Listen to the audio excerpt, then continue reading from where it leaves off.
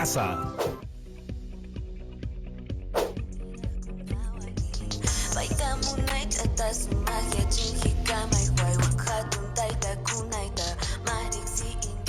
Hola amigas y amigos de tercero de secundaria. Mi nombre es Jonathan Hernández y esto es Aprendo en Casa.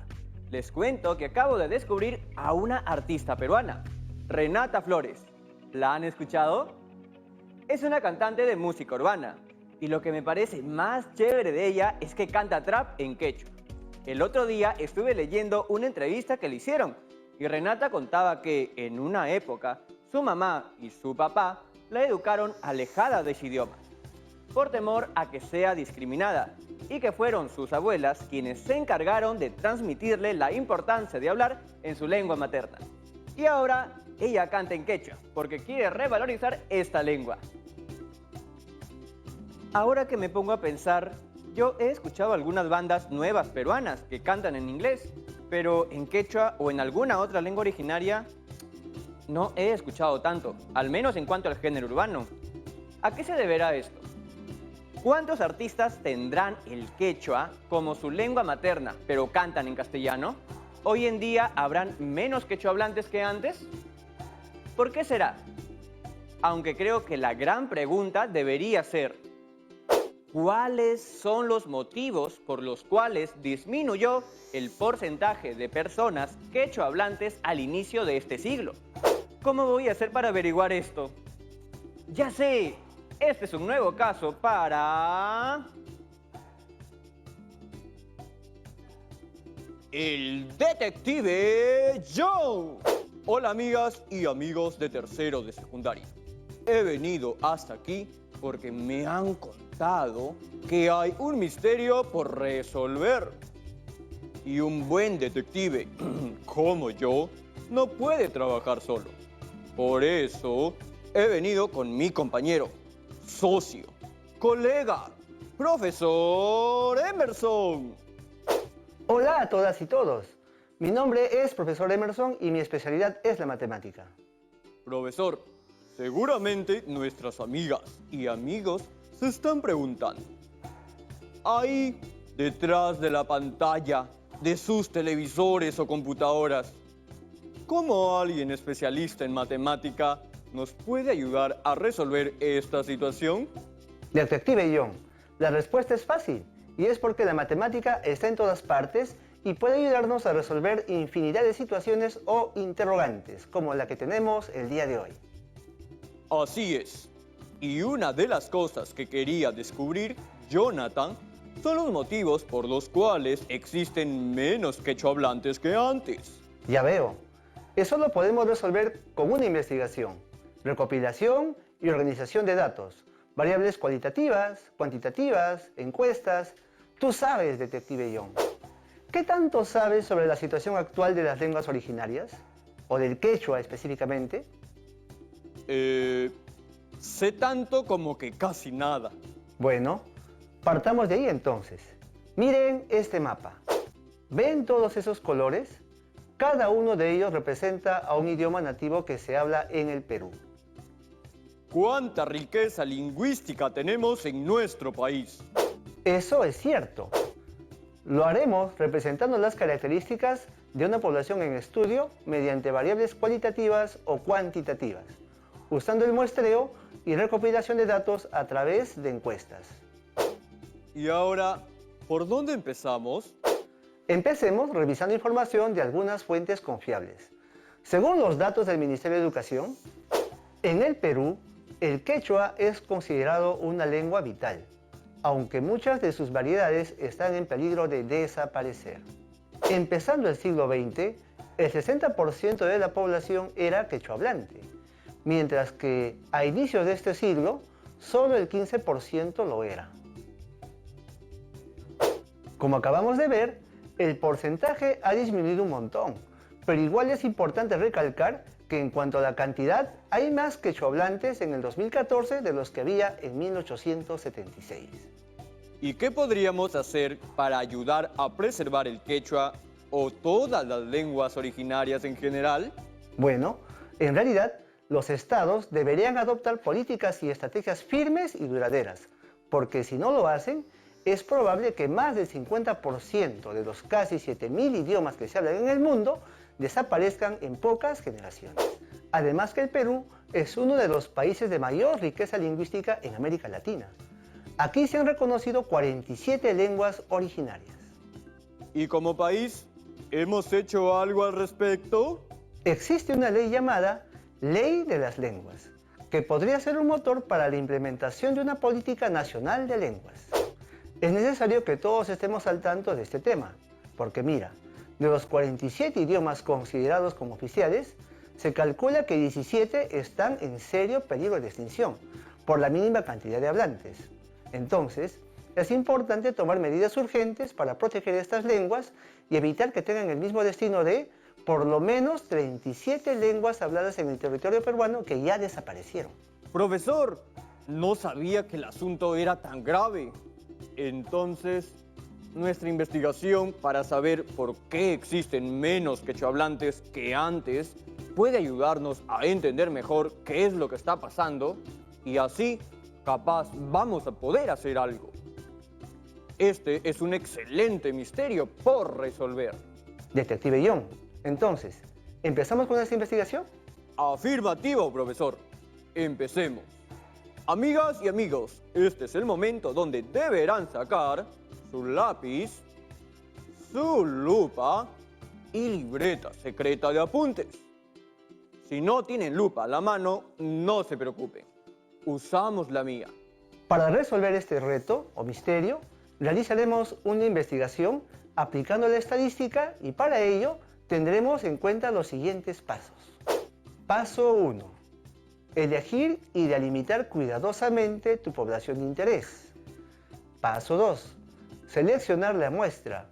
Y paso 3. Elaborar y aplicar una encuesta. Colegas detectives, recuerden que la estadística es una parte de la matemática que estudia cómo recopilar, organizar, presentar, representar y resumir gran cantidad de información para extraer conclusiones. El paso número 1 es elegir y delimitar cuidadosamente la población de interés. ¿Población de interés? Ese concepto no está dentro de mi amplio glosario de términos detectivísticos. No te preocupes, para eso estamos. La población es el conjunto de personas u objetos de los que se desea conocer algo en una investigación. El universo o población puede estar constituido por personas, animales, registros médicos, los nacimientos, los accidentes viales, en fin, cualquier tema del que se quiere investigar, y se representa con la letra N mayúscula. Y a cada elemento de la población se denomina individuo. Para esta investigación, ¿cuál creen que debería ser nuestra población? Pienso que podríamos elegir a toda la población del Perú. Por mi amplia experiencia como detective, sé que, según el Censo Nacional del año 2017, en el país éramos 31.237.385 habitantes. Interesante información, detective John. Pero, ¿toda esa cantidad de personas hablan quechua? No, no todas. Tienes razón. Hasta los mejores detectives nos equivocamos. En ese caso, ¿qué población nos interesaría investigar para esta misión? ¿Para este reto? ¿Ustedes qué opinan, colegas? ¿A qué población investigar?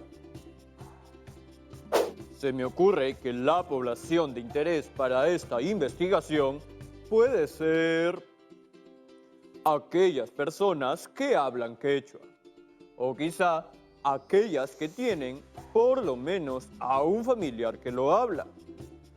Seguramente ellos deben tener información sobre lo que le ocurrió a los quechohablantes. Recuerda que el paso número 1 es elegir y delimitar a la población de interés. Entonces, podríamos reducir aún más ese universo. Tal vez por regiones. ¡Qué buen aporte! ¡Claro! Justo tengo información a la mano sobre eso. Aquí están las 10 regiones con mayor cantidad de quechohablantes en el Perú. Ustedes, chicas y chicos, ¿qué población elegirán? Podrían ser personas del lugar en donde viven o del lugar de donde son sus antepasados. Cuando ya la tengan definida, escríbanla en su libreta secreta de apuntes. Ya definida la población, debemos identificar la o las variables del estudio. ¿Variables del estudio? La variable estadística es la característica de la población que estamos interesados en estudiar. Puede ser cualitativa o cuantitativa. Las variables cualitativas toman valores no numéricos y entre ellas se pueden distinguir dos tipos, la nominal y la ordinal. La variable cualitativa ordinal me suena a que tiene un orden. Ajá, son aquellas que siguen un orden o jerarquía, como por ejemplo el nivel socioeconómico, que puede ser alto, medio o bajo. ¿Y qué hay de la nominal? Son las que no siguen ningún orden en específico, por ejemplo, los colores. Y en cuanto a las variables cuantitativas, estas sí toman valores numéricos. Y entre ellas están las discretas y las continuas. Las variables discretas deben ser como nosotros, los detectives, muy discretos. En realidad, les decimos variables discretas a aquellas que no pueden tomar valores intermedios entre dos valores posibles consecutivos, a diferencia de las variables cuantitativas continuas, que sí pueden tomar valores intermedios entre dos valores tan próximos como deseemos. Ok, profesor. Aquí estoy anotando todo lo que nos ha estado diciendo, pero no me queda muy claro eso de las variables. ¿Nos puede explicar de nuevo, por favor? Sí, claro. ¿Qué te parece si se los explico pero con un juego? ¿Un juego? Eso es inaceptable para profesionales como nosotras y nosotros. ¿Estás seguro, detective John? Bueno, la verdad es que me encantan los juegos, pero también estamos con la hora y es momento de irnos a un corte comercial. No se muevan, chicas y chicos, que ya regresamos con Aprendo en Casa.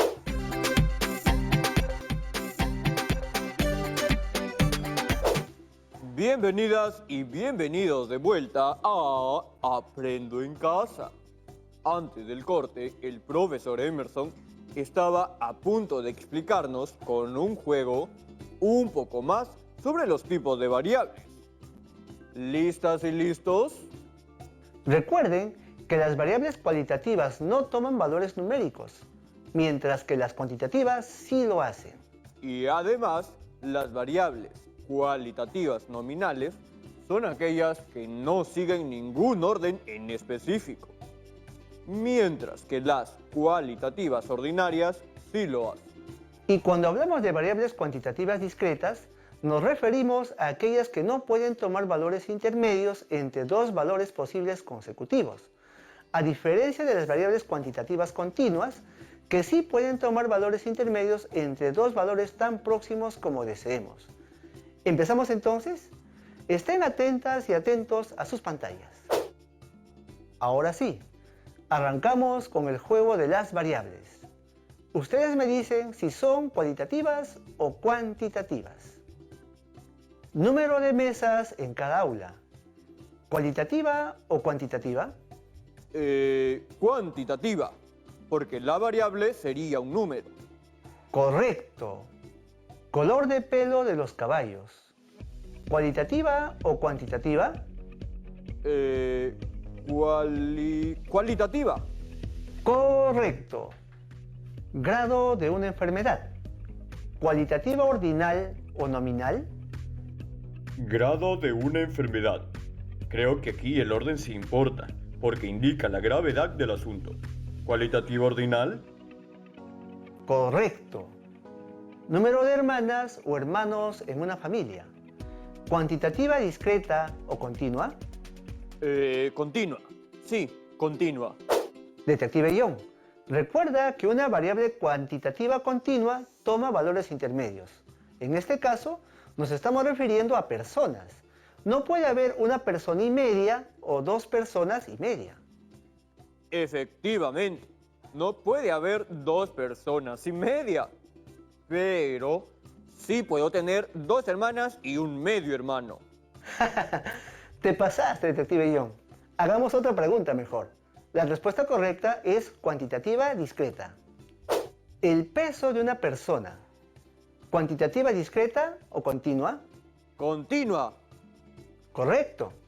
Es continua porque cuando hablamos de kilogramos, pueden haber valores intermedios, como 64.8 kilogramos, por ejemplo. ¿Ahora ya quedó todo más claro? Viendo así los ejemplos, sí, me queda mucho más claro. A ustedes, chicas y chicos, ¿cómo les fue? Bien, ahora que ya tenemos estos conceptos un poco más claros, ¿qué tipo de variable podríamos utilizar para nuestra investigación? ¿Recuerdas el tema investigar? Claro, un buen detective nunca pierde el norte de su investigación. Estamos indagando sobre los motivos por los cuales existen menos quechohablantes que antes. Entonces, al hablar de motivos, digamos que se trata de una variable cualitativa. ¿Y será nominal o ordinal? Nominal, ¿cierto? Porque los motivos no tienen ningún orden ni ninguna jerarquía. Exacto. La variable que utilizaremos es cualitativa nominal, porque tomaremos valores no numéricos sin ningún orden en específico. Ahora, vayamos al siguiente paso. El paso número 2 es seleccionar la muestra. Y una muestra es un subconjunto de la población y tiene que ser representativa de la misma. Se suele hacer cuando no existen los recursos para hacer un censo a una población completa. O sea, si yo elijo como población a quechohablantes de mi región, obviamente no voy a poder encuestar a todas y todos. Pero puedo elegir solo a unos cuantos. ¿A eso te refieres? A eso mismo. Y para poder hallar esa muestra, primero les voy a explicar algunos tipos de muestreo donde se aplica la probabilidad. Abordaremos los muestreos basados en el azar, en otras palabras, probabilísticos. Y una pregunta. Así como el tamaño de la población se representaba con una N mayúscula, ¿hay alguna forma de representar el tamaño de la muestra? Sí, se representa con la letra N minúscula. Bueno, como les decía, los métodos de muestreo probabilístico se basan en el principio de equiprobabilidad. Equi significa igual, es decir, en estos métodos todos los individuos tienen la misma probabilidad de ser elegidos para formar parte de una muestra. Y por eso mismo, todas las posibles muestras de tamaño n tienen la misma probabilidad de ser seleccionadas. ¿Y cuántas técnicas de muestreo existen? En este caso, vamos a ver 4 técnicas de muestreo aleatorio, que son simple, sistemático, estratificado y por conglomerados. En el muestreo aleatorio simple, lo primero que hacemos es asignar un número a cada individuo de la población. Y luego, a través de algún medio mecánico, como bolas dentro de una bolsa o tablas de números aleatorios, se eligen tantos sujetos como sea necesario para completar el tamaño de muestra requerido. En nuestro caso, digamos que queremos entrevistar a 100 personas. Entonces, a través de un método aleatorio, debemos obtener los nombres de las 100 personas a las que entrevistaremos. Veo que es una manera bien sencilla de elegir la muestra. Sí, digamos que muchas personas lo prefieren por su simpleza. El segundo tipo de muestreo es el aleatorio sistemático. Este método se enfoca en armar grupos de igual cantidad de individuos y elegir uno o más individuos de cada uno de los grupos, pero respetando la posición que ocupan. Por ejemplo, siempre se elige a una persona de cada 5. Pero para elegir a uno de cada 5, las personas o el objeto de investigación deberían estar ordenados, ¿no? Sí, eso es importante. Digamos que nuestra población son todas las peruanas y peruanos y queremos sacar una muestra aleatoria sistemática. Entonces, lo primero que debemos hacer es ordenar a la población. Puede ser por orden alfabético o utilizando cualquier otro criterio. En nuestro caso, Sabemos que nuestra muestra debe ser de 100 personas. Por eso, para hallar el tamaño del intervalo para elegir los elementos de la muestra, dividimos al total de la población entre 100. Si lo resolvemos, sabemos ahora que K equivale a 312.373. Eso quiere decir que lo que nos tocaría hacer ahora es escoger un nombre cada 312.373. Sí, y hay que hacerlo de forma sucesiva hasta el final, o sea, hasta llegar al individuo número 31.237.385. El siguiente método de muestreo es el aleatorio estratificado. Con este método, dividimos una población grande en dos o más grupos o estratos, que generalmente no se superponen, sino que representan a toda la población en conjunto. Algo común en este tipo de método es que se organizan o clasifican las muestras por sexo, edad, etnia, etc. Este método divide a la población en grupos. Y luego utiliza un muestreo aleatorio simple para elegir a los miembros de la muestra. Por ejemplo, de los 31.237.385 habitantes del Perú, se sabe que 15.868.592 son mujeres y que 15.368.793 son hombres. Y ya, conociendo estos dos estratos, podemos aplicar un muestreo aleatorio simple en cada grupo para elegir a los miembros de la muestra, que a su vez deben representar proporcionalmente los estratos de la población.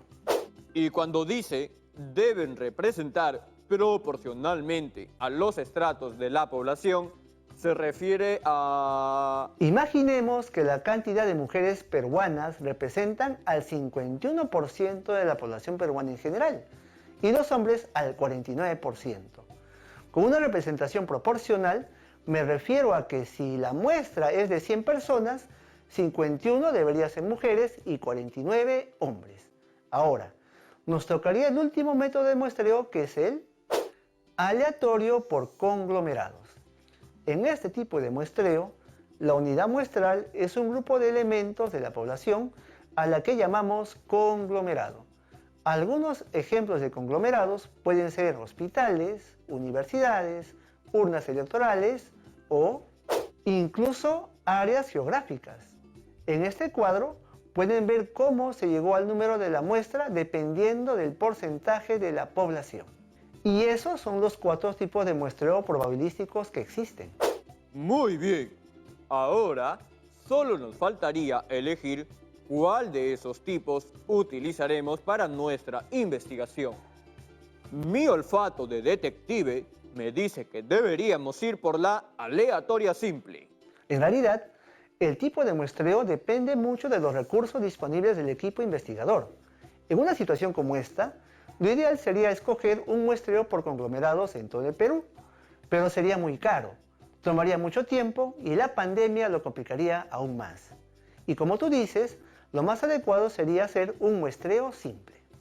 Entonces, lo que yo haré para sacar esta investigación adelante será definir la población de mi interés y luego ubicaré entre familiares, amigos y vecinas a unas 60 personas para después elegir al azar por medio del muestreo simple a 30 para aplicarles la encuesta. Recuerden que las preguntas de la encuesta deben estar siempre relacionadas con la meta del estudio de la investigación. Esta parte ya estaría dentro del tercer paso: elaborar y aplicar la encuesta. ¡Claro! En nuestro caso, el estudio está dirigido a conocer los motivos por los cuales existen menos quechohablantes que antes. Por eso, he redactado las siguientes 2 preguntas. Primero, debemos conocer la edad del entrevistado. Años. Pregunta 1. ¿Hablas quechua desde que eras niño, niña o tienes algún antepasado que hablaba quechua como lengua materna? Las alternativas de respuesta son sí o no. Y la pregunta número 2 es, a inicios del siglo XXI, el porcentaje de quechohablantes en el Perú fue menor que en el pasado. ¿Cuál crees que es el principal motivo por el cual la cantidad de quechohablantes disminuyó a inicios de este siglo XXI? Las alternativas de respuesta son A. La migración de quechohablantes del campo a la ciudad. B. La enseñanza en el colegio no es en quechua en todos los grados. C. La mayoría de los medios de comunicación no tienen transmisiones en quechua. D. La poca valoración del quechua o vergüenza de hablarlo. Y E. Otro motivo. Escribe cuál brevemente. Detective John, ya tienes la muestra definida y la encuesta elaborada. Así que ya estamos listas y listos para aplicarla y recopilar la información. Este misterio sin resolver sobre los motivos por los que existen menos quechohablantes que antes tomará más tiempo de lo que calculé. Creo que no llegaremos a resolver este asunto dentro del programa de hoy. Sí, es algo que toma su tiempo, porque todavía falta aplicar la encuesta, organizar los resultados y luego analizarlos. Pero eso ya lo harás más adelante. Mi experiencia como detective me indica que cada vez que suena esto es porque empieza la ronda de preguntas. Hola, soy Rosa Calvay de la región Piura. Más que una pregunta, quisiera que nos dé algunas recomendaciones sobre cómo plantear las preguntas en nuestras encuestas. A ver, las preguntas que apliquen en sus encuestas deben ser muy relevantes y coherentes con el objetivo del estudio. Cada vez que escriban una pregunta, pregúntense a ustedes mismos, ¿cómo esta pregunta me ayuda a alcanzar el objetivo de mi investigación? Tengo varios consejos, pero creo que podría resumirlos de esta manera. Enfócate en hacer preguntas cerradas. Asegúrate de que las preguntas sean neutrales. Mantén un número equilibrado de alternativas como respuestas. Entre 2 y 6 está bien. Y no hagas 2 veces la misma pregunta. Muchas gracias por acompañarnos el día de hoy, profesor. Ha sido un buen compañero. Sus conocimientos me han iluminado a mí y a todas mis amigas y amigos de tercero de secundaria. Gracias por todo. Chao, colegas detectives. Ya estamos llegando a la parte final de este programa. Y como de costumbre, ahora el misterio sin resolver queda en la cancha de ustedes. Conversa con las personas que elegirás para tu muestra y aplícales la encuesta trabajada en el programa de hoy. No olviden registrar sus trabajos y guardarlos en sus portafolios. Así tendrán archivadas todas las evidencias de sus aprendizajes. Bueno, chicas y chicos, esto ha sido todo por hoy en Aprendo en Casa.